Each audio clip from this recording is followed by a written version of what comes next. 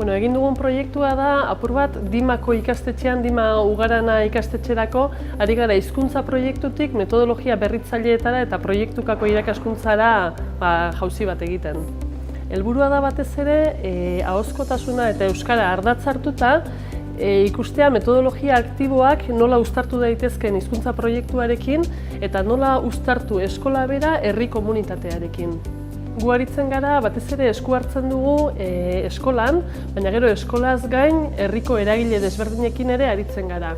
Orduan, eskolan aritzen gara apur bat, ikasgelan nola metodologia berri hauek nola uztartu euskara ardatz hartuta, beste alde batetik irakasleen harremanetan, eta ja beste maila batean herriaren komunitate hortan eragile desberdinak nola inplikatu eta nola hartu emana sortu beraiek eskolan parte hartzeko eta eskolak ere herrian inpaktua izateko. Proiektu honek ja 6 urte daramatza martxan, hasi zen hizkuntza proiektu bat eraikitzeko bidean, hizkuntza proiektua bai eskolan eta bai herrian, eta orain asmoa da hizkuntza proiektu hori uztartzea ja metodologia aktiboetan eta horrek ere eragina izatea herrian bertan.